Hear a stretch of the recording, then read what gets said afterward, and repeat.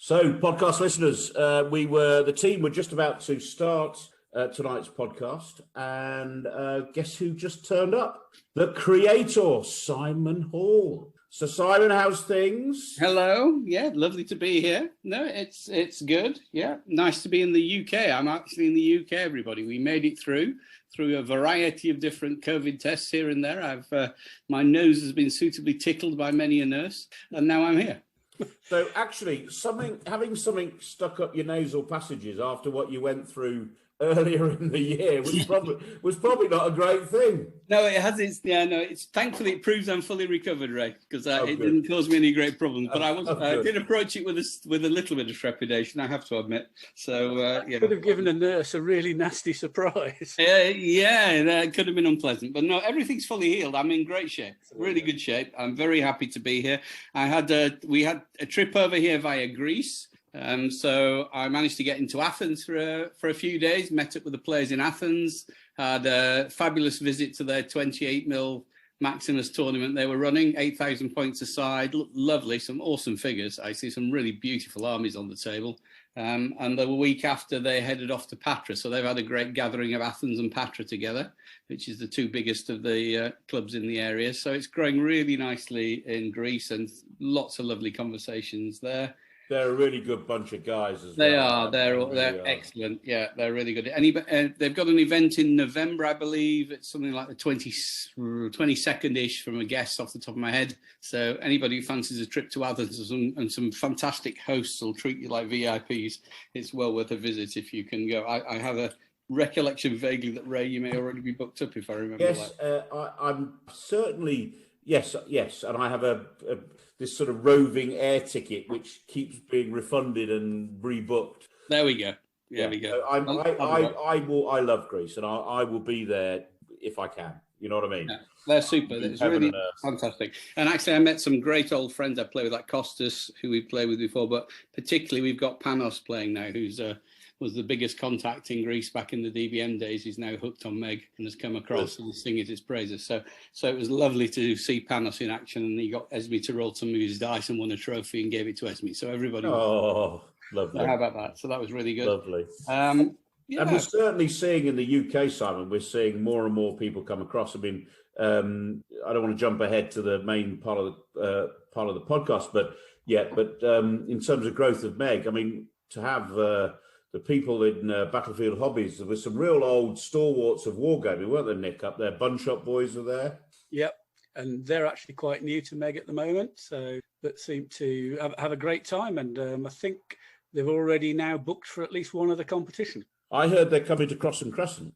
That's the one up in Stockholm. Because there was some spare tickets, and I think they're coming. So happy days. I mean, they're proper old school wargamers. Yeah. Actually, it was very interesting, one of the conversations I had in Greece with one of the players there, and I think it sort of sums up how we're doing on that front. It said, what's great is MeG combines everything I loved about the old war game systems that I used to like and gets rid of everything I disliked about them, which is funny. It's quite interesting. And I think it's sort of got a bit of truth in it. You know, there's some of the WRG 4, 5, 6, 7 fans liked quite a bit of army character and bits and pieces, but didn't like a lot of the mechanics. So yeah, I think we're picking up a lot of people like that. You know, I remember in the early days, and I never remember but there were rules, WRG rules, where every single piece of equipment that the person had, darts, this, that, the other, and you had to factor it all in, and you had to be an accountant. Yes. And I know I've got two accountants pretty much two people good with figures on the podcast tonight, but you had to be good with figures, and now that's all rolled into the factors, and I really like exactly it. And I think that was a very shrewd comment by one of the long-standing wargamers over there. He said that's how I'm explaining it to people, and they're gaining people who love those sets of rules who didn't like the more abstracted systems. So I think we're gaining a lot of people from there. I think the other thing that's really lovely is we're gaining loads of people from places don't know at all, backgrounds that are very different. So we've got people coming in from sci-fi gaming. I've heard some lovely comments and had messages from people who've come in from the Games Workshop world, and they've seen the funky dice and thought, I'd like to have a go at some of this, and they bought Pack 2 armies and have got going. We've got people coming in from playing Napoleonics and World War II who we've never seen on the ancient war game circuit. Yeah. So I think the message I gave a couple of years ago to say, look, this is all about a set of rules where we can grow the community, and let's focus on bringing in new players. It's not about arguing with other people who like other rule sets. Suggest they try it, suggest they try everything, but we can bring a load of players in from other places. And we've achieved that without any opportunity of word of mouth due to COVID. So as COVID goes away, our biggest marketing asset, which is all of you, and seeing people and speaking to people and spreading the news word of mouth, suddenly cuts back into it. I think we've got a bright future growing. I'm feeling very enthused about it. It's good, and I think that brings us neatly on to the main part of the podcast. We had a competition at the weekend. It was originally intended we were all going to be in one place. Our Prime Minister said that was not possible, and we didn't let it. Get in the way. No. We just got on with it, and we split the competition. The flexibility of everyone involved was fantastic. And I have to say, especially to my fellow podcast host, Nick, who was so flexible that on the Friday night at 10 o'clock, we arranged that he was going to go to the completely different competition that he'd originally signed up for. So thank you, Nick, for doing that. Because we had Sid, unfortunately, Sid was twice late as his son was at Wembley. His son was at the Super Spreader event. That would do it. So yes. Anyway, so it's very good. I was watching that from afar, and the way you guys managed to quickly adapt it into two different settings and sort the numbers out and just keep it going was fabulous. But it's typical of what we're seeing in this. I mean, it's like the Greeks; they're very committed. These people in Athens got in their cars and drove the trip to Patras, which is an hour or so's drive, to spend the day with them playing Pacto, which is fantastic. It's absolutely great. Two great people. Nick does that on a weekly basis to come to my house and have a game. He does, yeah. Well, absolutely, yeah. And what else can I give you in terms of updates? There's the reprint is nearly ready to be done. So just to reassure everybody, that is a reprint. It's no changes at all, 0 changes. What I have done is there's a very nice chap called Stephen Osborne from Australia, who's an excellent grammar expert and is the pickiest proofreader I've found. So he's managed to spot, despite all of us, I think Richard was a proofreader and Nick was a proofreader. You weren't, Ray, but we have 15 proofreaders. We still managed to get 26 typos through, which is impressive, eh? This guy spotted 26, because he doesn't really want to. And he's reworded a few sentences that were very clumsy that are much clearer expressed another way. So just to reassure everybody, that's the only change. And the only other thing we've done is padded out the blank pages with new artwork, because we left those deliberately blank so we could put photographed pages of the PSC figures in when they were ready. So they've been filled with new photographs. So on the front it says first reprint, and on the side it says first reprint, but there's no change at all. So just reassure everybody, it's 0 change. It's just taking the opportunity of the reprint to spot the 26 we've managed. And get some more stock into the retail channel. Exactly. So that's very exciting. So that's going ahead. That's going ahead soon. I think the Greek figures have done very well. The latest set of Greek figures that were done with the PSC plastics have got great reviews. I think the Persians are coming up fairly soon, so they're working on the Persians next. I saw some of I looked at a box of the Greeks at Battlefield Hobbies at the weekend. Yet they're fantastic. I mean, when you paint those up, you will not know that it's from the metal. I mean, which is true of a lot of the ones they've already done, but the Zystone ones in the Ultra, it's quite staggering, actually. Yes, I agree. I've got my first set here. First time I'd seen them in the flesh, and they're amazing. I mean, they may want to build a brand new hoplite Greek army and get rid of my several hundred bases of hoplites that I currently have, which is the problem we all have, isn't it? We start saying, I know I've got the army twice, but hey, I probably need a third time with better figures. I think we're going to have to do it. I'm a sucker for that, but I nearly bought a box just on the basis that they're really nice, and then had to think, no, I've just ordered a load of stuff from Khorasan in America. My lead pile is already large enough. And in other bits, as people listening, the face-to-face gaming events are starting to pick up. So I had the latest materials through for Historicon. So for all your listeners in the US, there will be events at Historicon. They'll be announced fairly soon. Dave Lauerman and Rob Smith are running them. So go along and join in the fun there. That should be a really good event. In the UK, if I can put out the appeal now, we can now formally confirm the LGT after what the government have announced with the freedom from the 19th. So it is now definitely going ahead. So now's the time to push for numbers. Anybody who hasn't signed up yet for the Maximus World Championship and wants to have a go, it's still going to be super friendly. I mean, we're all a bit competitive when it comes to the last few games. Of course we are, because everybody wants to try and win it.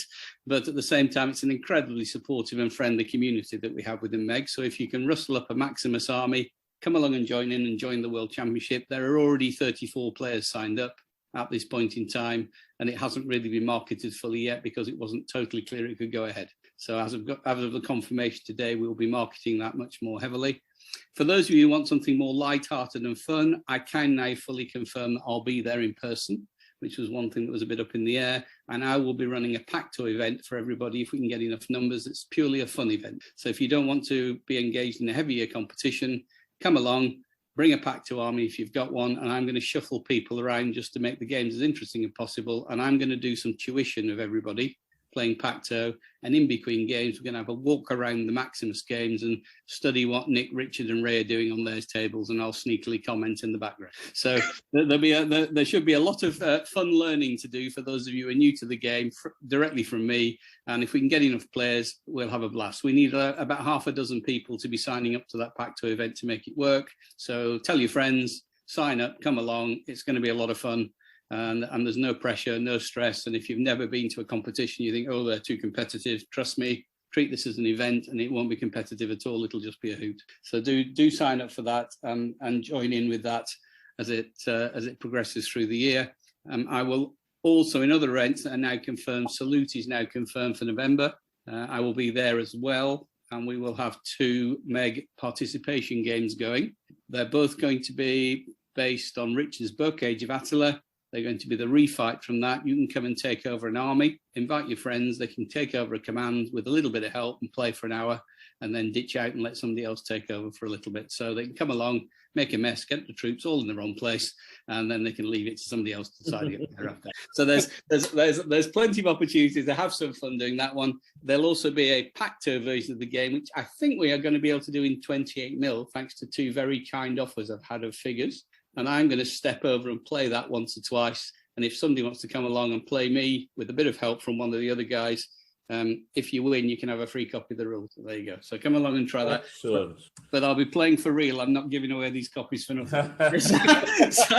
so you know, somebody's got to win. But I'll perfectly allow Richard or Ray or anybody around to give a hand and then see if you can rumble me. So we've got exciting stuff also going on with those. But I can't emphasize enough the LGT, guys. For everybody, just try and promote that.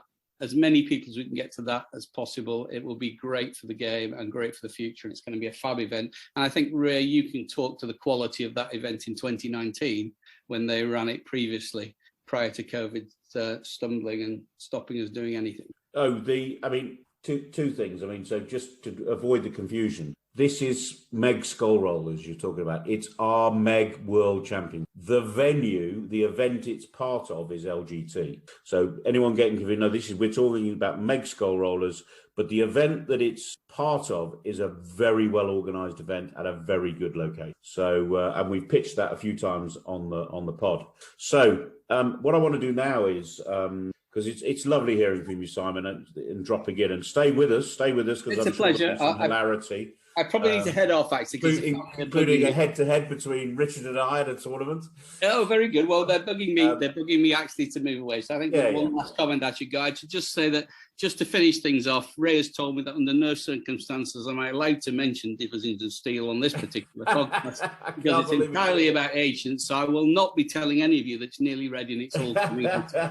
So just to be very clear about that, I hope that's fulfilled the objectives. Yes, very good. Right. Cracking on now. Are you on that happy note? Enjoy, chaps. Wish I could join you for longer, but I'd better go and do a bit of family duty. All right, then, buddy. Good to see you. Hopefully, see you. Oh, I feel like Doctor Who and the Time Lords just dropped in out of Anyway. So this week, we're a podcast now. Back on track. We're going to talk about a tournament that went ahead, and I think we had. I'm going to say 26 players in total. Does that sound right? 26 players playing in 2 different locations. There were 4 pods in Battlefield Hobbies. I mean, it was a COVID wet dream. And I'll tell you what, we managed it. we got it over the line, and all the results are up. And from what I saw at the Southern event, you know, everything went off streams really well. Everyone was it was just great. I think we should explain to our listener that you were a perfect host for the Southern event. And that you made it very easy for everyone to have a really good time. That's nice you say that, but it's true, but it made easier by the fact I think we were all so glad just to get out the bloody house and, you know, have a game of Meg with other people. It was fantastic, and it was pretty much the hottest weekend of the year. It really was. So that the fact that everybody stayed relatively calm was. Well, but Richard, I don't, because Nick will now tell you that it wasn't quite so cool at Battlefield Hobbies. No. We were outside. So listeners, we had people outside so we could all be together playing under canvas with a nice onshore breeze. Battlefield Hobbies, they were inside. Yeah, I think the key things there were you were under some shade in a nice cool breeze. Because I have to say, whilst it was certainly pretty warm inside Battlefield Hobbies, especially in the afternoon, but if you stepped outside, it was warmer outside. So, you know, despite everything, it certainly wasn't as warm as the old battle shop. No, less said about that. Really uncomfortable. This was unbearably uncomfortable. So more like desert conditions than. I find I only really noticed when I wasn't doing anything. When you're engaged in the game, your brain's on. It's when you sort of took a step back, you thought, "Blimey, now it's a bit warm. My t-shirt's sticky." Yeah. And it's. I think the main thing is everybody managed to more or less stay hydrated. Although my second game, which was with Dave Parrish, I think both of us were so engrossed at the end of it, we were a bit dehydrated. Yes, but, I felt I did feel a bit like Dad at some points, telling everyone, keep drinking water. But anyway, I'm not so sure our listeners want to hear us just chuffing along like this. So why don't we talk about what we want to talk about, which is playing games of Meg. So we've got a good few games, because obviously each of us played 4 games against 4 different armies. And so why don't we kick off and just go round robin? Richard, game 1, Nick, game 1, and me, game 1. Let's just do it like that and try and give some flavour of our opponent's list and try and tell listeners. Shall I start by describing my list, and then I can describe my opponent? So cool. I came to the Sorry? You just cut me off short. I was just asking a question. Fair enough. So just get a bit dictatorial from Ray. So the army I took was early German. So it was based on the armies that fought Rome in 172 and 3 AD, or your taste. So it's a Marcomanni army, but it actually has 2 allies. One is an internal Chatti ally, and the other is a Quadi. So the structure was 2 Marcomanni commanders. The army commander was combative, and a subgeneral that's mediocre instinctive, and then 2 talented allies, generals along with that. The army had 6 Marcomanni units, or UGs, 2 cavalry, who are form loose, average footed, unskilled javelin, short spear, and because of a shortage of points, only one of them had shoot and charge characteristic. I had 2 units of Marcomanni warriors. They're just tribal, flexible, average, devastating chargers. They were in 9s. The cavalry were in 4s, and I had 2 6s of skirmishing archers, just average, unpretended experience, both combat shy. That was the Marcomanni component, with the idea that the army commander could take either 2 cavalry or 2 warriors, or possibly 3 UGs, and the mediocre would take the remainder. The skirmishers allocated as a prey. The Chatti ally is pretty straightforward. 3 units of 9 Chatti warriors. The subtlety there is that the front rank, so a third of the unit, is superior. But otherwise, they're infantry, tribal, flex, protected, devastated. The idea with the chatty is that they, under their talented general, they just sit in the middle, and the army, generally the quaddy formed one ring, Marcomanni the other, and with the possibility of reinforcing the quaddy with Marcomanni. The quaddy themselves, four UGs, 2 warriors who are infantry, tribal, flexible, average protected, short spear, devastating chargers. They were in 8s, and 2 units of quaddy cavalry. They are form loose, superior, protected, devastating charger, melee expert. So they're really tough guys, and I have to say, were the most useless fighters the whole weekend. Considering their characteristics, they really were disappointing. So blame it on my dice roll. And Ray at the moment is nodding. I've not said a word. So my first game was up against Nigel's Imishi. If you're a follower of Facebook, you've probably seen this army on the MeG Facebook group. 24 UGs, no, sorry, 18 UGs of 4 flexible cavalry. 6 of them skilled bow, 12 of them experienced bow. Personally, not how I would have taken the army. However, anything that can put together 12 files of skilled shooters is be taken lightly. Key thing here was I won the initial dice roll, so chose to defend in forest. Then the terrain fell so that I was able to put all the terrain on Nigel's side of the table, pretty much touching his rear edge to give him nowhere to run to. And although he did 2 flank marches, he had, I think, 3 competent sub-generals and a talented commander. Again, I'm not sure that would be my preference. He flank marched both sides with 3 units experienced shooters, and the one on the right arrived the first turn, and the one on the left never arrived. Essentially, I advanced and pushed him back into the terrain that he didn't want to go into, and he chose to fort. Really never got enough shooting into damage to make the melees. So that ended up being a fairly convincing win for the German. But yeah, as I still say, anything that contains 12 files of skilled shooters is going to draw my attention. Yeah. Okay. So can I just say, just for the listener, firstly, this is a question: can you flank march? Because I don't do flank marches really. Can you flank march with your army commander? No, you cannot flank march with your army. So I don't understand this. I don't understand anything about Nigel's army. And they were, lots of them were in 4s. Is that right? Every UG was a 4. Every UG was a 4 of flexible. So Yeah. if they're cavalry, they're shooting at full effect as a 4, and if they flex to skirmishers, they're shooting 1 down. Indeed, yeah. That's why I would madness. I look. I love Nigel, but come on, it's crap.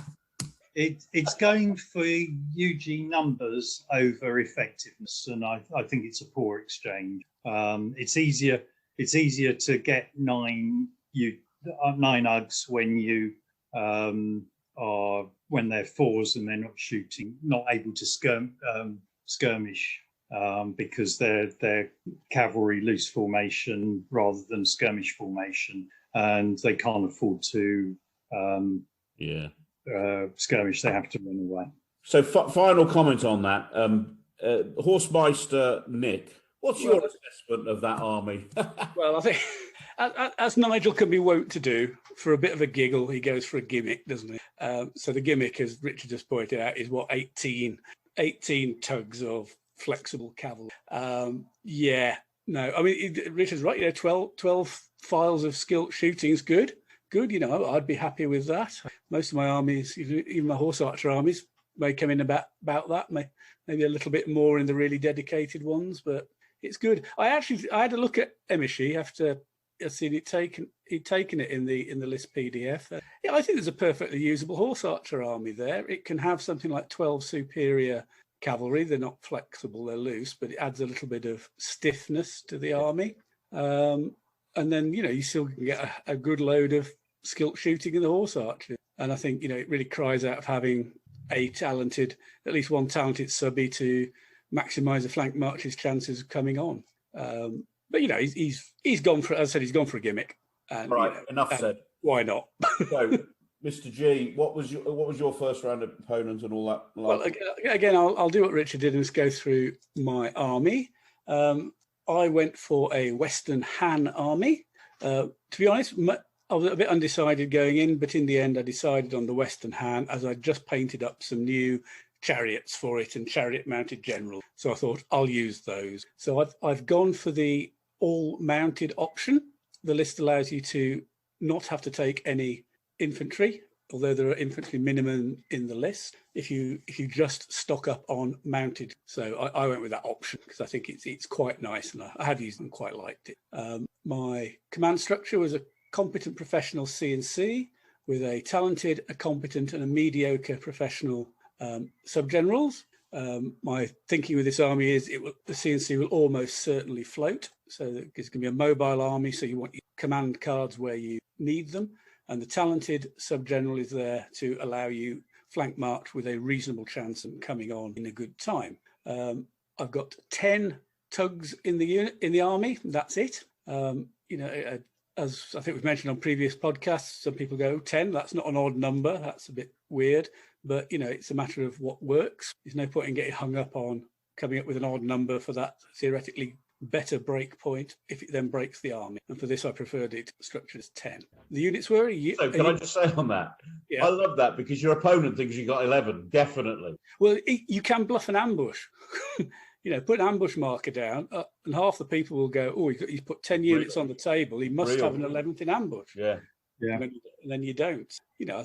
It's a matter of making an effective army. Anyway, the 10 units are, there's a unit of chariots, formed loose, average protected, experienced crossbow, short spear, melee expert, shoot and charge. I've got 3 units, each of 4 bases of drilled cavalry, drilled loose, average protected, experienced crossbow, mounted polearm, shoot and charge. There'll be a bit of a shoot and charge theme to this army, you will note. Two 6 base units of basically the same except formed loose, not drilled. 3 units of Chinese horse archers, which are formed flexible, average protected, experienced bow. 2 of them are combat shy, saving some points. 1 of them isn't. And my last unit is dependent state cavalry, who are formed flexible, average unprotected, expo. So there you are. It's, Can I just ask a quick question? Yep. Where you had shoot and charge, is that an optional extra? Does it come as standard? It's mandatory. Mandatory. However, I would take it. I saw one of the photos for one of your games. I'm like, that guy's dead. Yeah. I've got the 3 drilled units in 4s, and they're formed in 6s. So the formed are sort of big and solid, and the drilled are in the smaller ones. It may allow me to more exploit their additional manoeuvrability at times. So this leaves me with a PBS of 8 cards and a healthy scouting of 5. A good chance to out-scout. So, obviously, it's an army that doesn't really want to terrain unless it's fighting something where it wants to degrade somebody's charging ability. But that didn't happen in most. Okay, my first game was against another Western Han. The way Hammy had arranged his pods for the first game, we had 16 players in 4 pods. He just split them basically on broadly date range. Okay. First opponent was Stephen Blackwell using a Western. Now he's pretty new to MeG. I'm not sure his wargaming experiences before that. And this was an army he'd borrowed off Hammy, and Hammy had created the list. So it's that new. He's currently doomed to failure if Hammy created the list. He's currently painting up his first army, which is going to be a 15th, 16th century Japanese. Nice, so quite different. So and I think the list Hammy came up with was I'd say it was okay. It was solid enough. It had 4 units of mixed formation infantry, polearm and crossbow, a unit of skirmishing bowmen, 2 units of the cavalry, like in my army, in 4s, a unit of 4 chariots, and then 4 units of flexible cavalry, 2 of the Chinese horse archers, and 2 of the dependent state cavalry. And it had a unit of artillery as well. Did absolutely nothing. I think that's probably the army choice might have been limited by Hammy's figures as well. So, all this is lining up to I won quite big, quite quickly. We played on basically an open table. I chose to flank march. Stephen basically deployed his army, cavalry on one side, infantry on the other. I'd chosen to flank march on the side where his cavalry ended up being deployed.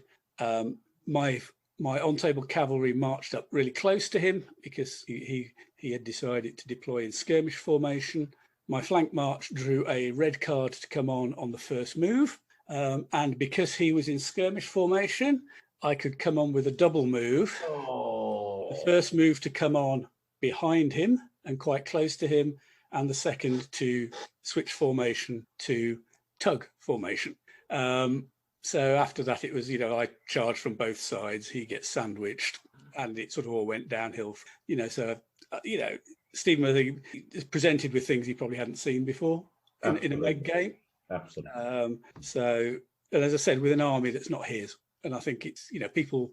You design an army, you get a feel of how you're going to use it. If you're just presented with a list, it's difficult. So, he's a good guy. I mean, he's definitely learning. He suffered in all his games, and I think he had fun, which is the main thing. And as far as I know, he will be back, and especially when he gets his own army up and running, hopefully he'll start storming along. Good. So that's along the short of my first game. So very successful. Maybe circumstances aided. Okay, so I took an army that I know I've been working on with Nick and Richard, I think, a couple of games. Thraco-Roman, and it was the second or third version of this. I'd used it for one of the games at the post-COVID Cup, but a very different version. And actually, if you ever, listeners, if you look at this list, there's nothing. It's just so you could just do loads of different armies with this Thraco-Roman list, and I have used Thracian before. So.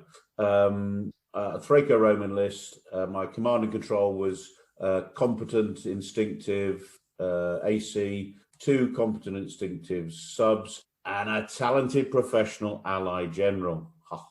Because I chose to use an early Imperial Roman ally, which was a beast. And so what I liked about this army just generally is you've got the Romans, but you've got a lot of other stuff as well, and I'll just go through.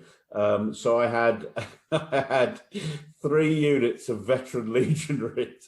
I'm laughing because it's just filth. I had 3 units of veteran legion who were infantry, drill flexible, superior protected, impact weapon, melee expert, shield cover, integral shooters, and all. Okay, so it's just everything. Anything you could possibly have, I gave them. And there was only 6 in each unit, in each UG. But there were 3 of them, and they're harder than nails. They came with an UG of Auxilia, who were infantry, drill, flexible, average protected, unskilled javelin, short spear, melee expert, shoot and charge, orb. So they're pretty useful as well. And there's a theme. And then my Romanized warriors. So I converted some of the compulsory warriors that you need in the army to being Romanized ones. And they were infantry, formed, flexible, average protected, unskilled javelin, short spear, melee expert, shoot and charge. And 2 of those. And then there was a poor unit of warriors, which literally just stayed at the back in every single one of my games and literally never moved. So, and they were tribal loose, poor protected, unskilled javelin, short spear, just to get me to the 11, Nick, funnily enough, that unit just to get me to the 11. All right. And then I had 2 units of best cavalry, form loose, superior protected, unskilled javelin, short spear, and 2 units of cavalry, form loose, average protected, unskilled javelin, short spear. So just average versions, so superior and average. And what I like about that cavalry, as you 2 know, they can evade, and that's what I really like about them. You can set traps for your opponents and get them in trouble. So, can I just ask one quick question? Go for it, buddy. Because which I did wonder about, because you got me to list check it for you before the game.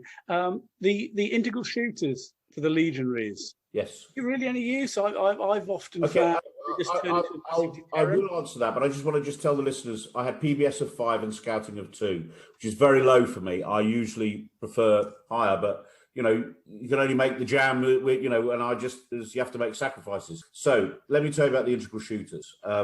With the period 500 to 500, I'd had a couple of, I went for a game down at Simon's, Elliot's lovely house, and he was talking about bringing some Germanic beast with loads of dev charge foot. And I just thought, for this competition, I thought they would be useful. And they were. Well, I suppose if you think you're going to fight barbarian foot, yeah, who get into dev charge range, force charge, you need a big card to hold them. And there was a lot of devastating charger things around. I can see the logic there. Just that generally I've found now, actually, looking at the list of the whole 26 armies, Robin pointed out on the Facebook today, every army was different. The only doubling up was myself and you copied someone else. We had very different styles of army. Yeah. So what I liked about this army is two things. Firstly, before I move on to the game, is you look at it and you think it's a Roman legionary delivery mechanism, and then you fight it as a Roman legionary delivery mechanism, and it's so much more. I want to interrupt at this stage. Go on. Is the list and because I have the list composer and the list checker both here, there is a note on the early Imperial Roman list. Integral shooters may only be chosen after 138 CE. Well, there you go. I just submitted my list. It got approved. I missed that, and it's quite So you should have said that on Sunday morning. This is the problem. I only spotted it when I was reflecting on the list. Well, I'd say So back to your original question, Nick. I don't think integral shooters made that much of a difference during the tournament. Okay, so to the accounts of the second game. So anyway, so on to my first game. So I was playing a lovely chap, a stalwart of the community, Ian Newell, and he had brought ancient British. I've had this swarm in my mind what was going to arrive, and so I wanted a bit of terrain and I wanted a secure flank, and I kind of finagled it around, and we did have a secure flank. We had forest on one of the flanks, and then I out scouted him, which is always nice, and so. When we come to do the ambushes and flank march, I put down a bluff flank march because, as Nick and I now know, we're going to do it in every game when you're going to bluff because there's no penalty. And I put down 3 ambush markers, cleverly, I thought, positioned within the forest, and he went for it. He went for the ambush markers. He thought there was some easy picking foot there. And what I didn't know is he had bloody Romans in his army. But guess where he put the Romans? In the woods to go after the 3 ambush markers. So once I realised, and they were in ambush, his were in ambush. Once he moved to go for the easy pickings, which were all bluffs, I just put a unit of cavalry by the terrain and just stopped him moving, double marching or anything. So all I'm going to say is then once his best troops are fiddling around in a forest on the edge of the field with nothing to do, the game's over, really, isn't it? So I just munched him, got through him. He did have the satisfaction of killing the unit of cavalry which was holding up his Romans and another unit of cavalry, but that was it. Lovely game as always with him. I just think it was a rush of blood. I don't know why he did it. It was a rush of blood. And where should let's be honest, these Romans should have been, he had 2 8s of, I'm looking at his, what did he have? He had 2 8s, Legion 9 Hispania, infantry, drill, flexible, superior protected, impact weapon, shield cover, melee expert. And some auxilia, 8 in 8s. He should have just been in the middle of his, deployment, just saying, stop me if you can and deal with me. But anyway, so it made it a little bit of a non-game, actually. So that was unfortunate. So, Richard, your second game. Now, I'm sorry my list was illegal, but I did send it to the list checker and it got approved. Just to show that, you know, the more than one person can make mistakes. The date you published for Ian's list, you can't actually have the Roman allies at that date. It's 1 year too late. And who checked that one? Was that? It was you. Me? I didn't check that one. I didn't check that one. I'm pretty sure I didn't. Did you, Richard? No, I don't think I checked. That was Paul Cummins. I didn't do any of this check. You farmed it out. I'd farmed it out. That was It Paul just Cummins. shows, listener, that list checking is a thankless task. Yeah. When I list check, I always expect, you know, no matter how small the competition, I'll Okay, get let's something not wrong. get bogged down with bickering like three fishwives and complaining about the fact that Ray had integral shooters. Let's move on. So let's come to the second game. Richard, your second game. What was your second game at the tournament? Yes. Well, my second game was against a Thraco-Roman army.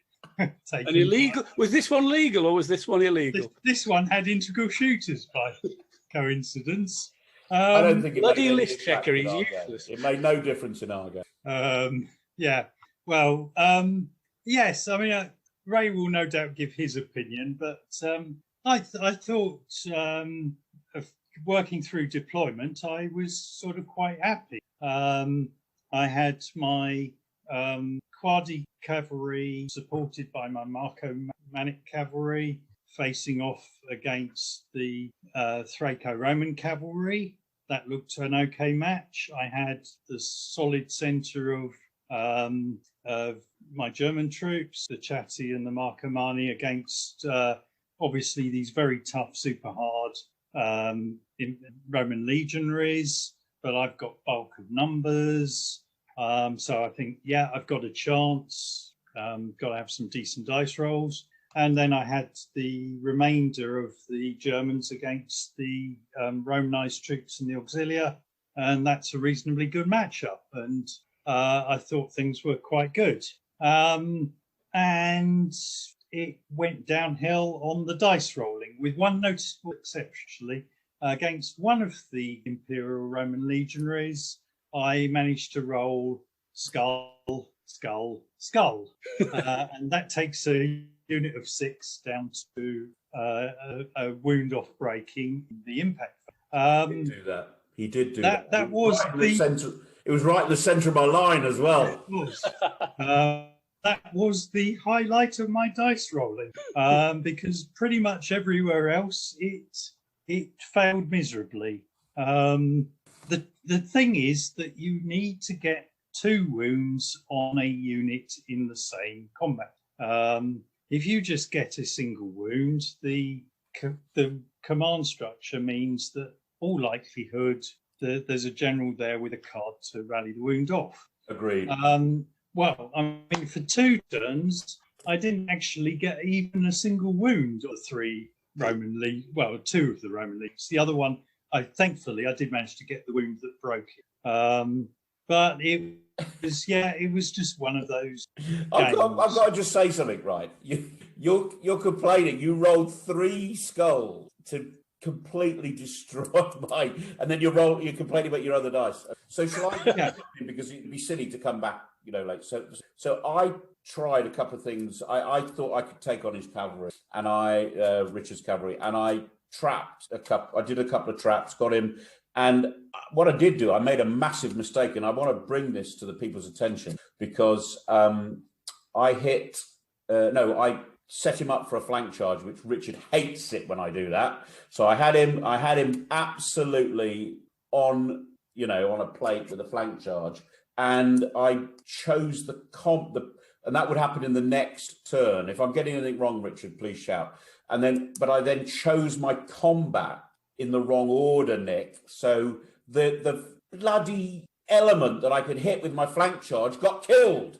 It was completely avoidable. Okay, so this is one for the listeners. Just look at the. I don't want to patronise anyone because obviously I'm thick, but look at the order that you're doing your combats in to make sure that that doesn't happen.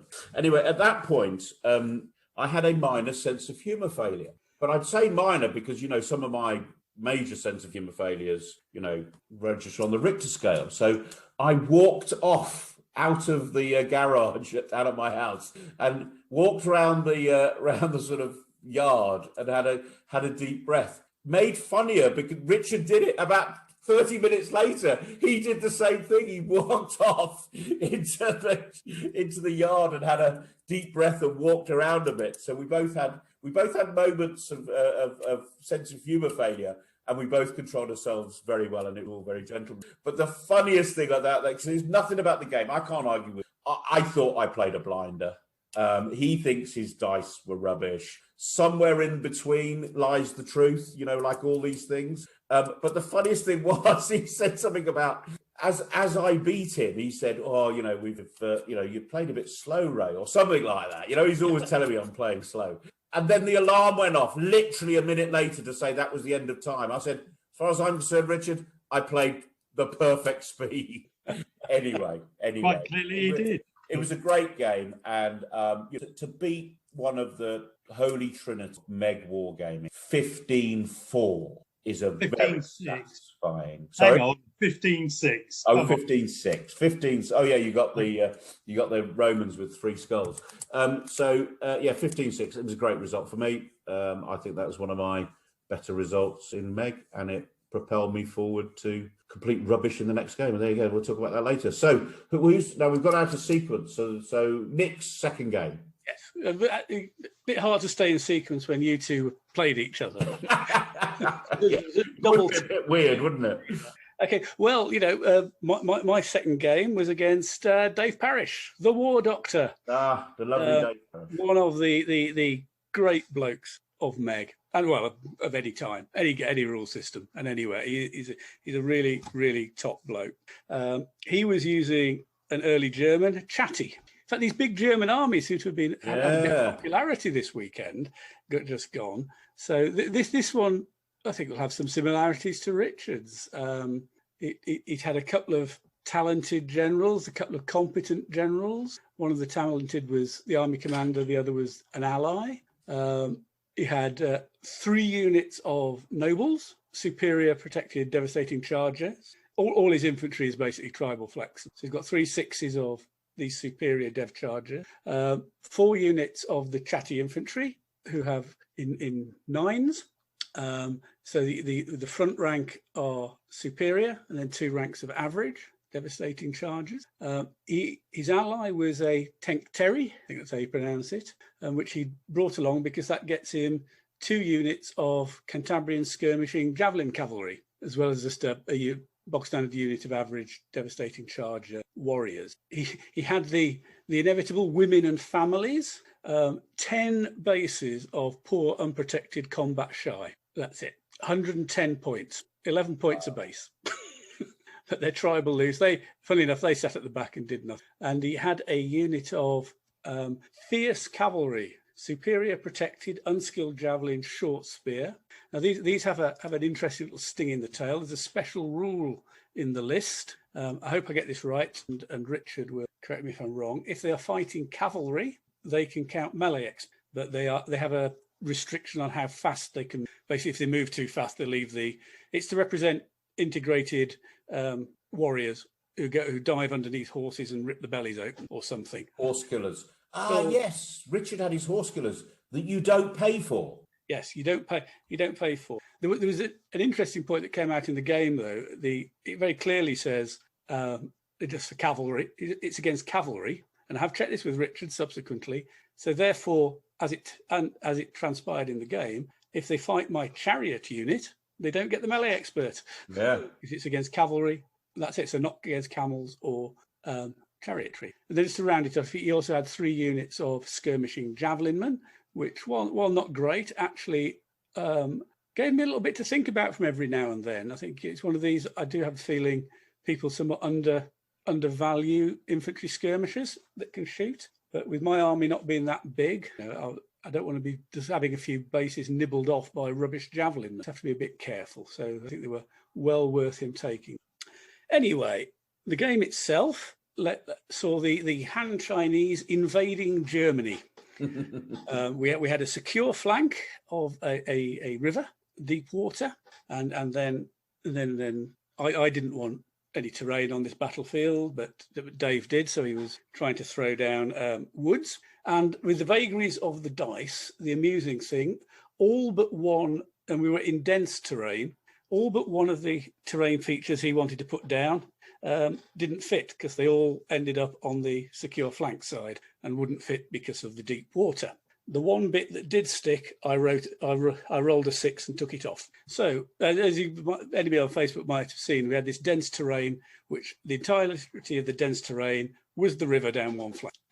Can I ask a quick question, because I missed it? Describing Dave's army, the horse with the horse killers, were they in 4s? No, it's one unit of... So basically, they were like your best cavalry, but with the freebie option of melee expert if they fight other and haven't been too fast. Yeah, because just to say so, I thought what Richard did with he put his skirmishers in front of them and pushed them along, so he had the skirmishers as well. I thought that was quite interesting. Didn't help him win, but it was quite interesting. I think that's the sort of thing people forget you can do.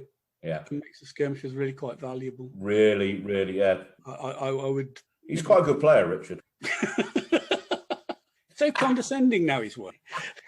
But yeah. Anyway, so Dave obviously he's got a big open field. Dave and I scouted Dave by 50 puts. Most of his infantry in a big block beside the river, and then sort of angles back his cavalry and a bit more infantry so that I can't run behind his flank. On the other hand, I sort of deploy away from the river, aiming to attack his the corner of his formation and the cavalry, which is for me the weaker troops in his army compared to my army. You know, his infantry units are quite big. They'll take an awful long time to shoot down just with shooting. So I chucked a couple of units out to slow them down as best I could and ganged everything else up on what was his right flank, my left. So he had that anchored on the back of the board, didn't he? Yes, yeah. In move 1, his ally was unreliable, thereby proving a talented general does not guarantee you. No. As I said to him afterwards, actually, I thought in an odd way that might have helped him a bit, because it stopped. His ally was part of the angled back part of the line because it's cavalry. It stopped him having a rush of blood to the head and throwing the wing forward, in which case I would have just enveloped it and all sorts of nastiness. And also it meant as I got close, I had to, actually I'm not going to shoot at them because they're hesitant, because that improves the chances of them coming back on side. Instead of needing a red, the yellow were. So anyway, after a few turns, they did come back on side. But, I thought Dave played a very good game. I was just trying to whittle away at his right flank. His left flank is moving out, wheeling when it can, being tribal. It needs the higher colour cards. But he kept it, kept his army together well. Didn't give me gaps to try and get into. Used the advantage of, if I'm at shooting range with my troops that are trying to slow him up, he can also charge for free because he's got Dev Charger. So I wasn't even attacking his command and control at that point. But I'm focusing everything on his right wing, and slowly and surely I start whittling things away, reduce units down bases, and then throw the shoot and charge guys in. Get the shot to begin with to hopefully wear them down a bit before. But we did. I ran out of time. As I said, Dave played a good controlled game, kept his army intact, and by the time the time was called, it ended up an 11-2. I had at that point basically broken through his right flank, had troops in his rear, but time was up. That's the way it goes. But it was a thoroughly enjoyable game. I don't think I've had a bad game against Dave. There's always something we have in that game. Did he mix his cavalry in with his foot so he could chase you away, or not? A bit. Yeah, he had some mixed in, but the result of that was a couple of his units by the end of the game got a bit isolated. Right. I can now shoot sort of like 5 or 6 files at it, and even with just experience, you start taking them down. And I got in the flank of one just because eventually things broke up. Yeah, it's the way you do, and I managed to hold him back in place. Yeah. So, it was a thoroughly enjoyable game. I said earlier, it was so absorbing that both of us were probably a bit dehydrated at the end of it because we'd forgotten to keep drinking. Cool. So that was it. So end of day 1, I've had a 15-0 and then an 11-2. Cool. Which end of day 1, I'd had a 15 and a 15. I had a 15 and a 6. So we'd all done well. So, day two. Before we move on to day two, so two of the people who were staying at my house on Saturday night finished their game very early on Saturday in the afternoon and decided to wander off down the beach to the Bluebird, which is like a beach bar, restaurant, cafe place. And I never knew that it sold cold beer and cold wine. So they're out there, and I'm like, they're taking a long time. So by the time they got back, they'd already had 4 or 5 beers. We then sat down and watched the Lions play and loads of people bought me beer for being the host. So we just opened up, cranked out all the beer. So we'd had a load more beer by the time we got in the taxi. We went to a fantastic Indian restaurant where we had loads more beer. Then the owner, she said, "Come on, you've been so nice and lovely to have you here. You know, we're quite new. Let's buy you some drinks." So she said, "What do you want to drink?" And somebody said port, somebody said rum, somebody said brandy, and somebody said whiskey. I think that was the thing. And she said, "That's really interesting. I'm Muslim. I've got no idea what you're talking about. Come to the bar and show me what I've got to pour for you." So she's fantastic, from Manchester, and so we were drinking there. Anyway, we all got back in the cab, bundled into a cab, go back to the house, and we're all talking a good game. Because Adrian had bought me a bottle of rum. We're going to crank open that rum when we get back. We're going to finish it. You know, we got back. We literally sat down. Adrian fell asleep with his little glass of rum resting on his chest. I think we had 3 sips of this rum, and then we went, "Let's go to bed." We just went to bed. So no more drinking was done. But I had a bit of a buzz on Sunday morning, I have to say. But at least my opponent was out drinking with me the night before. Right, so game 3, day 2. Richard. So I was playing Adrian Nash and his Chin. Ooh, yes. So he may have been a little bit worse for wear. He actually had the hottest curry it was a Bengali fish curry. Huh? Yeah. So he may have been. He was not in good shape on Sunday morning. Campaign logistic, let us say. Anyway, now the Chin army he had, I don't have the exact list, so correct me if either of you guys do have the exact list, but I believe he had... I email it? Apologies if I haven't received it. I emailed all the lists we'll be talking about tonight. You may have only sent them to me. I've got it. No, sorry, I was away earlier, listeners, so I have been sent them, so I'll just bring it up. Yeah. Apologies for that. Because it is an interesting list, so... It is. He had 2 units of 4 chariots. They were pretty much full fat. Form loose, average protected, experienced crossbow, short spear, melee expert, devastating chargers, suit and charge. So, full fat. Then a unit of heavy cavalry, their experienced crossbow, mounted polearm. 4 units of 8 conscript close fighters, they're the tribal loose, average polearm chargers. 2 units of 6 conscript crossbowmen, who are average unexperienced bow. A unit of elite fighters, they're likely superior, and a unit of close fighters that form. Added to that was a unit of poor, unexperienced bow, skirmishing cavalry. So, commanded by a talented professional and 2 competent professional subgenerals. So, if there's one concern I think he had with the army was that he felt it was a bit under, and I guess so. The terrain fell for what Adrian was after, which was essentially a lot of sort of rough terrain in the middle of the battle. The reason being his troops were loose, mine were flexible. So by having the terrain, it meant I had to deploy me loose and didn't get the operative shove, which I would have done if we'd been on more open battle close. The turning point of the game was actually he had 1 unit of his close fighters, the formed unit, on his extreme right flank, my left flank, and they were in some terrain to protect his chariots. I used my skirmishing archers to sort of threatened to shoot at his chariots. And in response to that, Adrian brought his close fighters out of, that was actually a forest flank, to basically screen off my army from his chariots. Unfortunately for Adrian, I was then able to send one of my Marcomanni cavalry round to threaten his flank. And in the following turn, I got lucky with the shooting and slowed his foot by 2 base with the shooting. And they were 4 wide, and I only had 4 units shooting. So I think I got 2 wounds and 2 S's, something like that. Anyway, the net effect was he couldn't fall back into the terrain as he was planning to. And that opened up the opportunity for me to get a flank onto close fire. I think because of that, he was reluctant to commit his chariots against my remaining units on that flank. And personally, I feel that was the difference as much as anything in the game. On the other flank, my Quadi cavalry were able to overwhelm his Chin cavalry and the skirmishing cavalry, and I was actually able to turn that flank.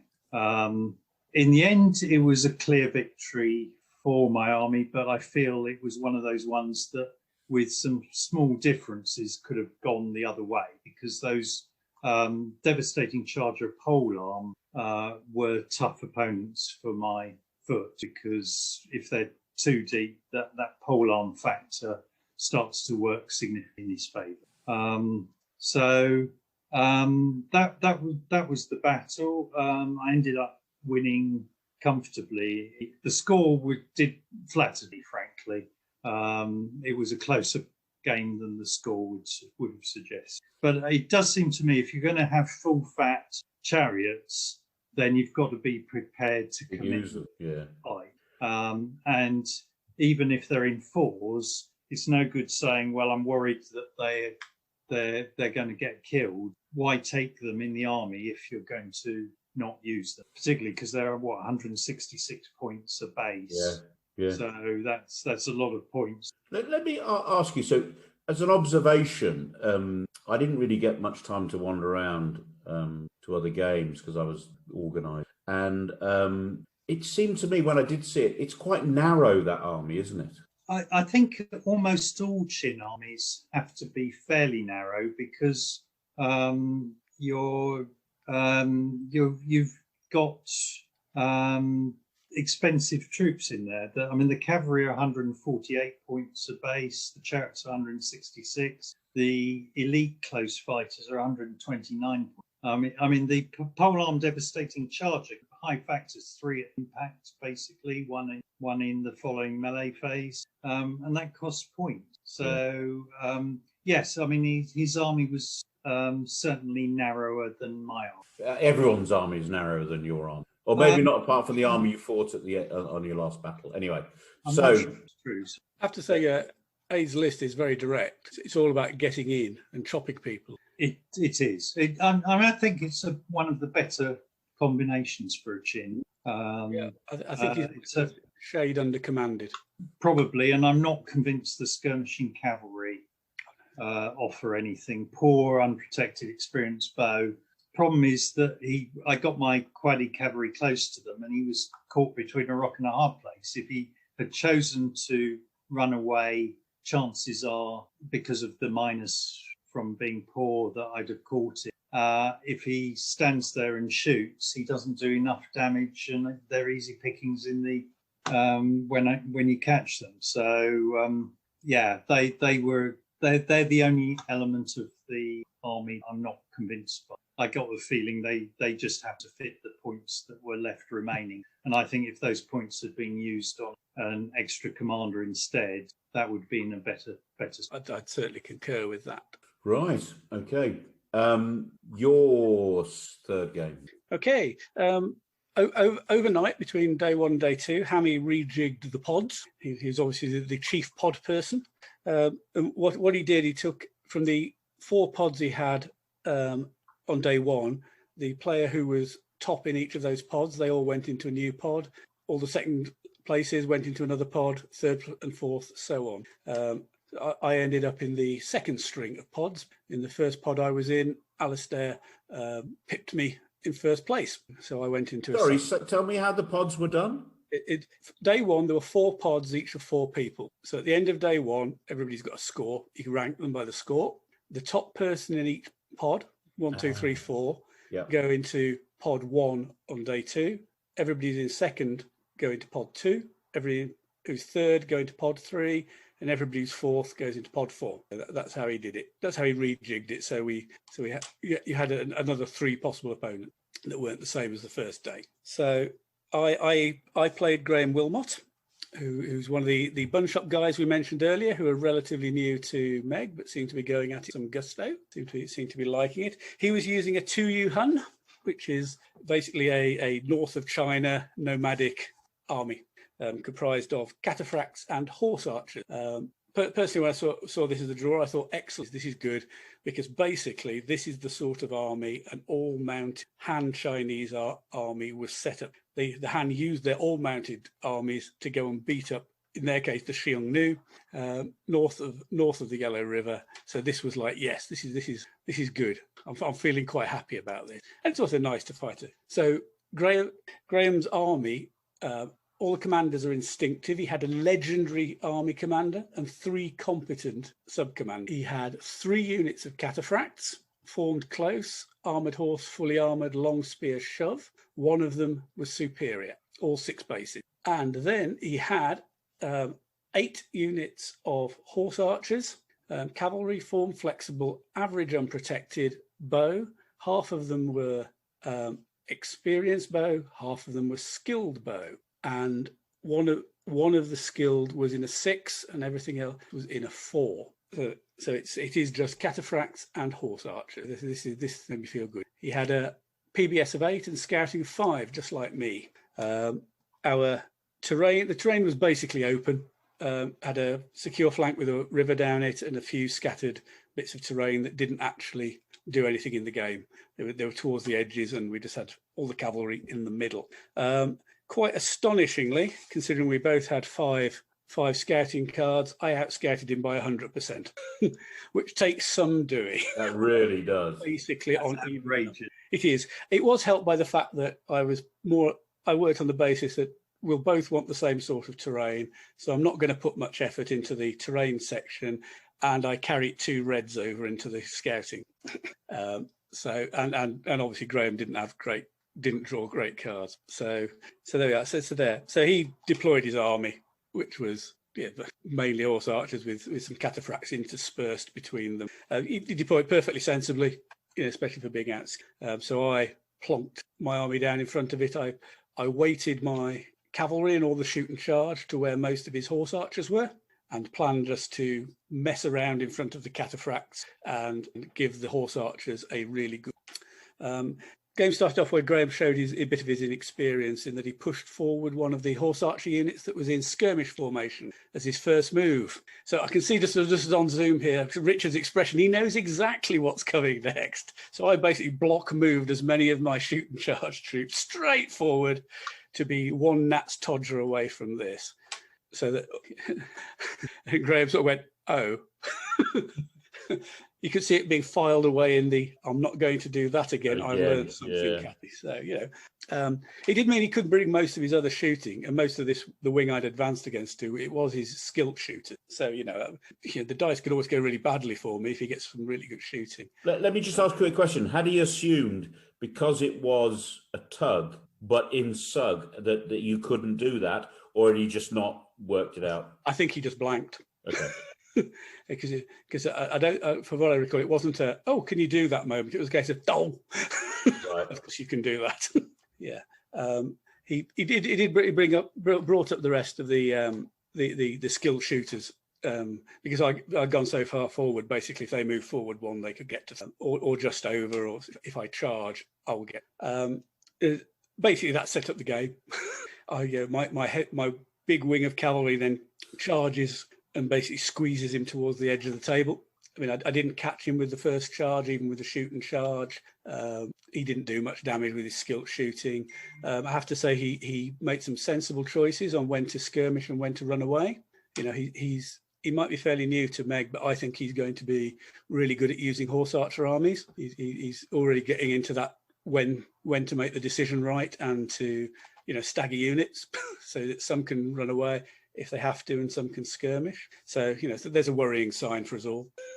He's a good wargamer, so yeah. Oh, he's got loads of good blokes. So basically, I push those back, and they eventually get killed. His cataphracts get a bit isolated, and towards the end of the game, I can charge a couple of them in the flank, which basically wrapped up the army. He was just a bit disjointed especially after my big cavalry wing had pushed his horse archers out of the way, and he on the other side of the table, he did leave a bit of a gap, which he couldn't really fill. And also, there were a couple of times when he had units of his horse archers that I could gang up on them with a reasonable amount of shooting when he was in tug formation. So I was getting a colour upgrade for that. So yeah, in the end, it you know, I think it proved the Han Chinese are very good at beating up nomad cavalry armies, and I won that by 15-4. Extremely pleasing start to the day. yeah. Is it my turn? Your turn. So this will be very quick. I played the lovely Simon Elliott with his Alemanni army, and I'd had a practice the game before, basically, because it's an incredibly similar army to. Fair enough, Richard. Don't you agree to Richard's army? Absolutely. That was going to be my comments on. Yeah. So I'd had a bit of practice. And this was interesting because I think I outscouted him by 50%, and which, bearing in mind, which is a bit like what Nick was saying, we only have 2 scouting cards each, so that was quite a triumph. So and he had cavalry that could skirmish away, and then these noble cavalry which were shoot and charge, and were devastating charges, superior dev charge, you know, pretty tasty. And I deployed so I could choose which of the flanks I wanted to go and gang up on. And I actually went and ganged up three of my tugs of cavalry against his 2 of the Quadi cavalry. And again, I jammed my superiors in to hold him, and then that was actually in the flank, and then he couldn't turn that he couldn't turn the element. I think Richard wandered over for a bit of an umpiring thing at this stage. He couldn't turn the element because I had another cavalry behind who would have just smacked straight into if he turned. I'm not explaining this very well. So he was jammed up with me just chipping away on the flank. And then I brought the other superior cavalry up and jammed his other one so he couldn't come behind my flank, and then moved. And then I had the bag next turn and charged them in the flank. So even though it was his stronger cavalry, you know, when you've got 3 tugs, you know, you can do some damage. So that was my plan of attack. And everywhere else, it was just try and chunk against his incredibly good infantry. And I'm going to say sometimes the dice gods are with you and sometimes they're not. My opponent thankfully counted my dice as I did it. And it was lovely to be told that I'd rolled 9 greens and yellows with only rolling S's and blanks. And Richard was on the other table next door. He was chuckling at the time. And he's chuckling now. So yes, to win the game, I think I had 9 chances on yellow and green to roll anything other than a blank or an S, and I didn't. And my opponent won the game. So 15-10 to my opponent. And I didn't care because we had a great game. It was lovely. I think Simon thought I was playing a bit DBM-ish at one point because I asked him, I said, look, you know, if we're going to do it, let's do it on a wheel. Because he kind of did one of those famous wheels that wheels a bit too far. That I used to do all the time, didn't I, Richard? And then Richard actually showed me that, no, there is a way of wheeling. And I just said, look, come on, let's do it properly. And it meant that, you know, he couldn't do what he wanted to do. I think he felt that I was being a bit DBM-ish, but I also think he put his game face on and we really had a really good game of Meg because of it. So, you know, rules are rules.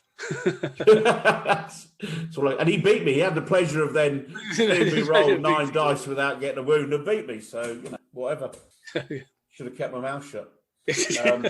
So that was a game. So I'm not saying it was a fantastic game. He got 15, I got 10. and it actually wouldn't have, even if I'd have won, it wouldn't have changed my opponent in the final round, the way the scores worked out anyway. So I was happy. Simon's a great guy. He brought a prize. We had no prize support. He brought a prize for the thing. Oh, and Richard, who you came? Oh no, we'll deal with that later. So that was my third game. It was a lovely game. I'm not keeping it short because it wasn't. It was just exactly the same as the game I played against Richard. Basically, agreed, Richard. Yeah, sounds and certainly. Well, I went on to play Simon in the fourth round, and as you say, the armies are very similar. His was Alemanni with Quadi Ally, so his infantry are short spear, devastating chargers. Some of them superior. In sixes. The rest, I think, were generally eights from memory. I'd have to look that one up. So, I mean, the fascinating thing with our battle was that both of us decided essentially we didn't need terrain. We happened to have a deep river flank, and it was a case of I was slightly out-scouted, so I deployed sort of solidly, but kept one unit of my Marcomanni cavalry. These are the guys with the horse killers. To the rear, so I could switch it from one flank to the other, because I wasn't sure where Simon would try to go for the cavalry, whether he's going to put all his cavalry on the one wing or split them. In the end, he actually split his cavalry, so I had to, with the mediocre commander, take the cavalry back to the rest of them. And personally, I think that was Simon made the wrong decision there, but I mean, it was a marginal one, and I wouldn't necessarily say I would have made a different decision. That was only with hindsight that I felt it was wrong. So my Quadi cavalry had the edge on my left flank, his right, because mine were melee expert, Simon's weren't. So the battle, it was a bit like when you get hoplites drifting to the right, to the strong shield side, yeah, or whatever. We sort of, he drifted to his right, and I drifted to my left to sort of match. Whether either of us got any real advantage from that, I doubt, to be honest. Fundamentally, this game was line them up and roll the dice and see who comes out. And in that game, I came out. It was, but did you get a triumph? Did you get 15 points? I got 15, yes. And I think Simon got 9 from that. He got one of my skirmish and 4 of my tugs. And he was, yeah, I mean, if it could easily have gone the other way around. And it was, yeah, a sort of cracking game of MeG perspective, being a typical sort of almost a civil war type battle, where it's very hard to get a big tactical advantage because your troops mirroring. A few dice going one way, yeah, can be what tips it over. Yeah, I mean, I was fortunate in that, again, my Quadi cavalry, despite having the melee expert advantage, through not particularly good dice, and I was actually I thought they were going to break. For 2 rounds of melee combat, Simon failed to get the wound he needed to break me, and I then got enough to break his unit. It was as close as that, really, in terms of deciding. Yeah, any game with that sort of score is usually a good one. Yeah. So so I ended up with 51 points, and Simon ended up with 54, I believe. But we'll come to the final result when we discuss Ray's final game. No doubt. Okay, so my fourth game, I got to play Keith Spedding, who was using an African Vandal army. Yes, basically charge. Yeah, this is what I think. I've always looked at it with admiration. That army. Yeah, I've played against it a couple of times when Paul Cummins has used it. I think both times I used Sassanid against it, and it's so far 1 each. One game my shooting worked, the other his charging worked. So, but generally I thought this is not a great matchup. I need to get some bits of terrain down to break him up, because his army is basically short spear, devastating charger cavalry, with some having melee experts as well. So if they get into combat with me, they're generally better than mine. Whilst I've got some, a reasonable amount of competent troops, he's just got more. So, some of his troops will get into my softer, squidgy bits. That's my thinking. So his army was, as expected, he had 11 tugs. One of them was an allied Moorish cavalry, who are form flexible, average unprotected, experienced javelin in a 6. All the rest of his units, his other 10, were all Vandal cavalry, all with short spear, all devastating charger, some with melee experts, and they were a mixture of 6s and 4s. The averages were generally 6s, 4s would be superior, and he put them. And the melee expert went mostly with the 4s, but 1 6. 2 units of allied Moorish best light horse, cavalry skirmisher, average unprotected, skilled javelin. So 2 6s of those, and another one of those as an internal Moorish unit. So he's got 3 units with skilled shooting. So he's actually got 3 units that can shoot better than any of them. But javelin. But with javelin. So they are a bit limited on respect. And he has all cavalry army. He's got a talented, instinctive army commander, competent and mediocre instinctive subbies, and his ally is a competent instinctive. Now I know. Ray sort of blinking and wincing at that, but it turned out. Did he have a no camp? No, it's. But anyway, as it transpired, his ally was onside and played in the game. He got 7 PBS cards and 6 scouting cards. So he's got more scouting cards than. So thinks me. However, Keith was extremely cooperative when it came to scouting and just drew blacks and whites. Ouch. So I outscouted him by 100%. So I've outscouted 2 cavalry armies by 100% in consecutive games. Who's a lucky boy? It's going to skill. Yeah. The battlefield we're on, again, is mainly open, which I didn't want. I tried to throw some bits of rough going down to have areas where his dev charger would be taken out a bit. But we had a secure flank of woods or forest or something, stuff we weren't going into, basically, and a patch of rough going somewhere that made no difference. But basically, he had most of the width of the table as a nice open run at me. I toyed with the idea of flank marching and then thought, well, no, because his cavalry will be on me so quickly.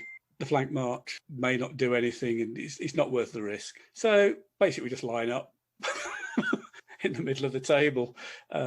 He advances, I advance to shooting range, and then the inevitable starts. I thought at this point he made a slight mistake. He charged as soon as he could. I thought he'd have been better waiting 1 move and trying to get really in my face. So what that meant was that the first time he charged, nearly everything of mine could just skirmish back rather than any units having to run away, and therefore I've degraded shooting. And then to compound his error, I had a phenomenal round of shooting. I'm basically rolling, I don't know, 2.5 foot of white dice at my shooting line, and it would be easier to count the blanks than count the wounds. Oh. I took off 8 bases and slowed every single unit by 1 or 2.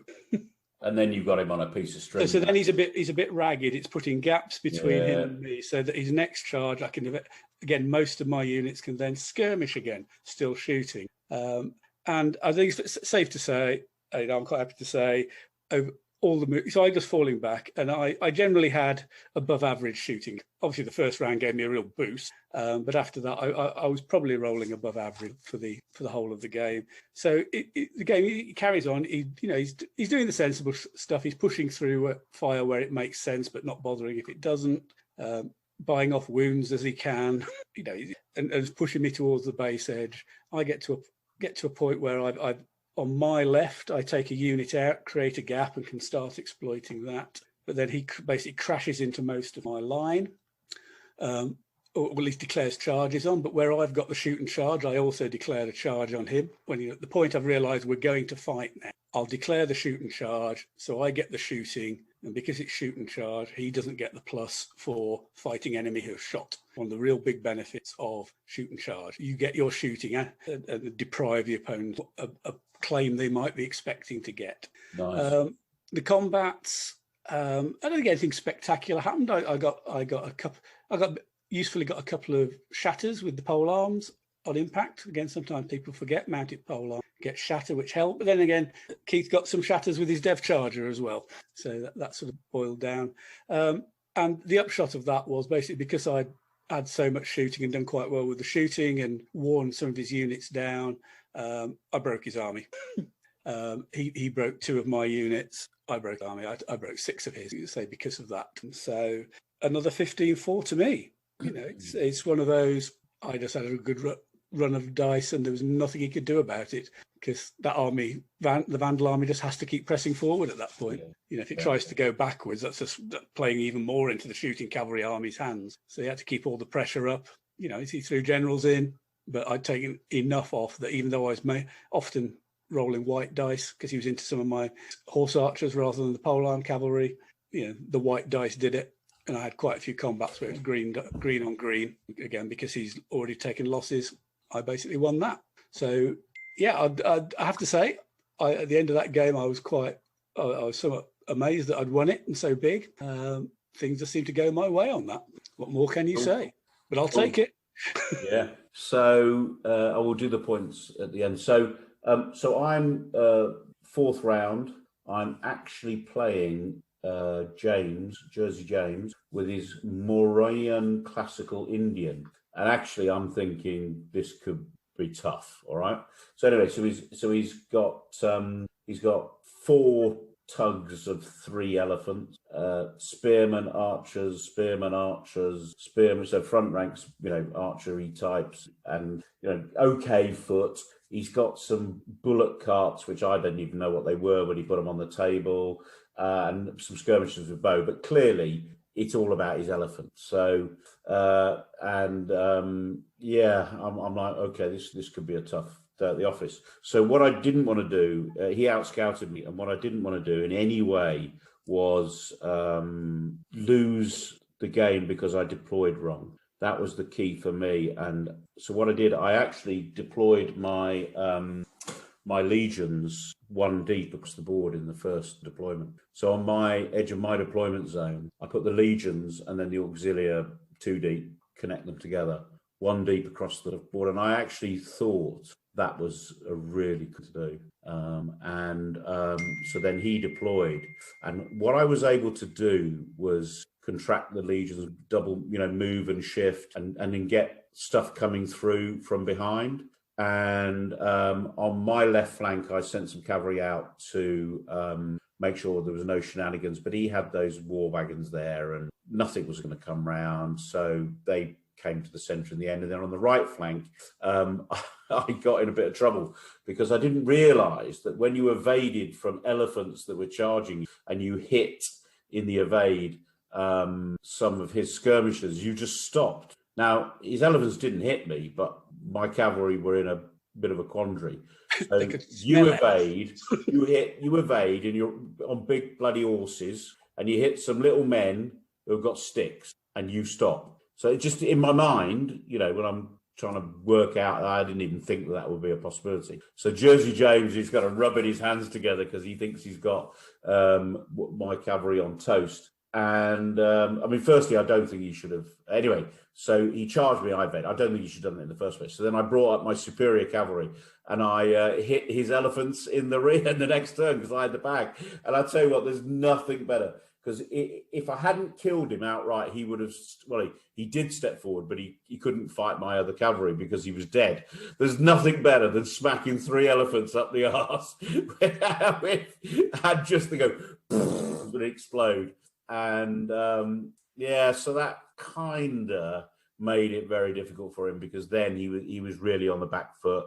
My cavalry were coming round, and even though the legions didn't get melee expert against elephants, the way it's set up, I always had overlaps, and okay.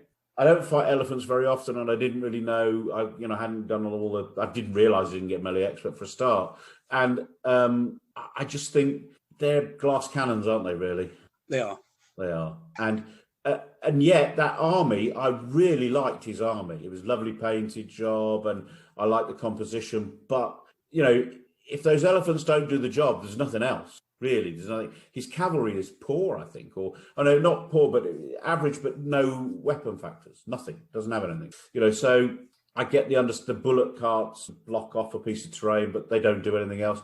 So it's just those elephants have to do the job, don't they? Now he clearly had some good victories to be playing, up on table 1 or table 2, whatever it was at the end of the competition. So he'd done well. But if the elephants don't do the job, you're dead. So. And in fact, I would say, I think, who am I to patronise anyone? If I sound patronising, I apologise. But James, his army selection and his play during the tournament, he was probably, he would get the most improved player kind of prize for what he did. I think he did really well. But our game was, there was some freakish dice rolls by him, but it didn't really matter. It was just, it was going to be over. And I think because if he's got a tug of elephants on the end of his line and he charges them out and then loses them, it's game over, isn't it? Yeah, I think if you're using elephants, you have to sort of have something in mind to cover the gap when they explode. Yeah. And he did think about bringing he did actually bring his cavalry up, but cavalry who are average with no weapons factors, I mean, They can't do it. No. So it was 15. I apologise to him, but I can't remember what he got. He got something. I just can't remember. You got 15, and that was the thing you were worried about. Sorry? You got 15, and that's what you were concentrating. Pretty much. You have to say pretty much. But I was worried about that game, and I did. It was during the interval in the two games. I'm thinking once I knew that opponent, I thought, just go one deep across the board, and you utilise the fact they're drilled. They're drilled, and none of their factors. Now I know I'm going to take punishment, but none of their factors need to be too deep, do they? No, and also individually they're better than an awful lot of his army. Yeah, and because they're drilled close, the elephants don't get a massive factor against them. No. You don't have to worry about messing around being. I mean, on that note, I mean, everything in my army, because it was all flexible, could all be formed or drilled, either loose or close. So, but that's why I deployed behind, because the stuff that would be disadvantaged against elephants never went anywhere near the elephant. And yeah, apart from to charge them in the rear. That was just too tempting. You had to do it. It was a moment. You can play a few games and never get a moment like that. That was a great moment. So I think so. I can't. Richard, what did you end up on? I ended up on 51 points. I mean, 51 out of a possible 60. You've had a good tournament, yeah. I had 3 wins. I mean, exactly. So I think I ended up on 55. I ended up on 56. Nick ended up on 56. So when we amalgamated the two results, as we always intended to do, to make it back to Armageddon, Nick and I podiumed. We did. Did you, Richard? Did you podium? Yes, but So Alistair was first. Alistair, back from the dead. Alistair's first. Nick is second. Ray's third. I got a prize, though. However, this is the rub of it. So down at the Southern competition, there is a prize, a lovely book by Simon Elliott, signed. His book about the biblical warriors. Can you remember, what's it called, Richard? Warriors of the Old Testament. Warriors of the Old Testament. So I win the Southern Element tournament, and it comes to the prize. I've already got a signed copy from Simon of that book. So I'm like, I couldn't possibly have another one. And it's my own tournament. I've got to be too polite. So who's second? Simon. Oh, you're the author. Well, you probably don't want it either. Bloody Richard wins the book. I'm in third. And then I have to mention the wooden spoon, beautifully painted, Will Denham. I mean, I didn't quite get, we had C3PO and you had R2D2. I think so, yes. And I literally emailed him and said, "This is too obscure for me, mate." And it's all about splitting, because apparently they had a big bust up. I'm like, or split up. I'm like, so two popes. probably less obscure than R2D2 and C3PO. And I went through like a long list of things in history. There were two, people splitting up, and he was like, "Yeah, it's the only thing I could think of." It's the only thing I could think of.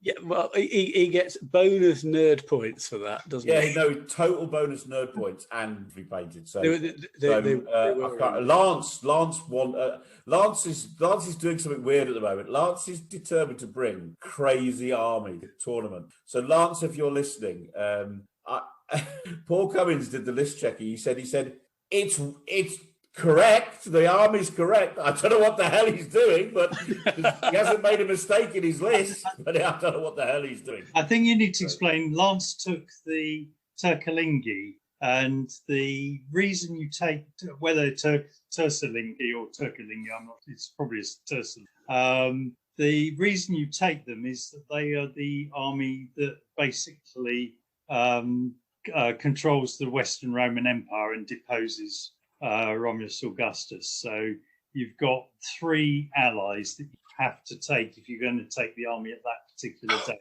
We took it at the Rugi, Skiri, and the Typhali. So it's the crazy ally army.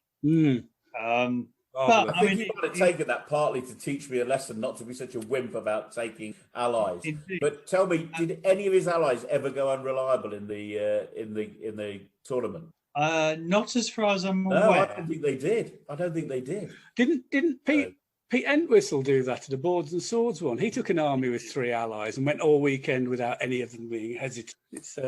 I just know if I took them, I'll probably end up with all 3 being hesitant. Yeah. So is that what it's called? Hesitant? Yeah. No, we all know what it means. Hesitant, unreliable. Same difference. So overall, the podcast boys did well. We all had good weekends, and it was great, everyone. And I can't wait for Cross and Crescent, which is our next tournament that we're all going to, I believe. Well, unless you're going down to the one Pete Cross is trying to organise. Yes, I said the one that all of us are going to. Okay, right, yes. I said at the time, I said two tournaments in a month. It's difficult for me. Yeah. Actually, just on that, I think Pete's still looking for entries for that. I think he is. So shout out. So that's August the what? It's about 2 weeks before 8th, around about the 8th. I think it's 2 weeks before. Yes, it's the weekend of the 8th. Right. So that'll be the 7th and 8th down near Tunbridge. Is that where he is, Tunbridge? Maidstone Way, isn't he? So, and details are on the forum and on the Facebook page for that. They are indeed. In fact, we bumped the Facebook event, so it's somewhere near the top on the Facebook page. If you scroll down a bit, you should find it. It's got an interesting, a different approach to it. You'll need to take a multiple number of armies, but there's a lot of similarity between them. So anyway, go and have a look at it. I say go and have a look, and if you can make it, I think it could be a bit of a giggle. I did give you a practice game and took your filthy army against you. Do you remember that? Oh yes, the army, Nick, that will be unmentionable till it gets rolled out. So, guys, fantastic weekend. Back to a proper tournament. Beautiful. Tell me, Cross and Crescent, what are you thinking? Let's tell our listeners. Oh dear, oh dear, oh dear. Well, it'd be no great surprise that I have distinct options on various Seljuk armies. Yep. with Mamluks and Turkmen. But yeah, I want to have a look at the early Fatimids, which I've used in the odd game before. That could be one.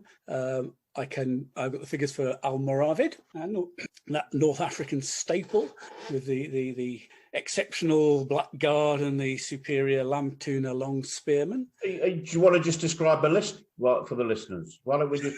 Maybe that's what we should do. Maybe we should publish maybe we should tell our list ahead of and then go to the tournament. So I'm nailed on now. I haven't got time to paint it. A bit busy at work at the moment. I haven't got, and actually, I think I've told you guys and our listeners, I'm going to use Almoravid because I've got a beautifully painted Almoravid army that I've never used at a proper tournament. So I'm going to go. I can't believe it. Almoravid, is that how you say it? So I'm going on the Crescent team because I think there should be a subplot of a Cross versus Crescent. That would be a good idea, wouldn't it? Yeah, I'll suggest that to Pete. I'll provide a bottle of rum for the winning team. So, and if it's a Crescent team, they're not allowed to drink it. Yeah. Richard, what are you going for? I haven't decided yet. That is just BS. I smell BS. I was looking at the Seljuk Empire, I have to admit. Oh, so another crescent. So we'll all be on the crescent team. But whether that's got enough shooty power, I'm not sure, with all these Blackguard and Latuna that are going to be marching across the table. Shoot at the bits that aren't then. Yes, exactly. There's a hint from a cavalry commander. Don't shoot at his good stuff. Shoot at my camels. Well, if there's too many on the crescent side, we can split the crescent side up by different Islamic factions. We have Shia, Sunni, and the Shia actually should split up anyway between the various Shia factions, because the Shia were renowned for splitting into factions. It all gets a bit like the People's Front for the Liberation of Palestine. And that weekend, I shall mainly be drinking. Oh, of course, they have the bar at the venue, and the hotel is only about 20 yards away. Right. So, can I just say we will be putting lists up on the blog as usual? Yes, all the lists that. In fact, I'll if we can, we'll add all the lists of everyone from the southern route. Anyway, I don't know. I think we should. Yeah, anyway, I'll ask everyone, and we'll get as many lists up for our listeners on the blog. I think lists are very inspirational and help people, progress. Sometimes in the "don't do this," I tried it, avoid it. Absolutely. Right, well, guys, it's been a blast. I mean, I could sit here talking all night, but I've actually got to go and have my tea. Well, I think it's a massively successful weekend. It wasn't it? Reiterate the thanks to both you and Hammy for coming up with the solution when that was thinking on the fly. I can assure you that was I was just determined we're not going to let bloody Boris Johnson changing the date. And actually, that's not an COVID anti-COVID thing. I'm just saying we were all geared up. He changes the date, so we found a way around it. And I think it's also worth mentioning that when Hammy agreed to set this up, it was arranged so that should anything happen, it needed to be cancelled. Everybody got a full refund if it did. They did. And a few people did have to drop out, so they were fully refunded. So and can I just say the refunds were paid for by my little prize support pool that we got left over from the last 2 years. So just stuff. So Hammy was not out of pocket either. Yeah, that was the sort of the PayPal fees, wasn't it? Yeah, all the fees were paid. So everyone was a winner. Everyone's a winner. And thanks for Hammy for dropping out so you could play.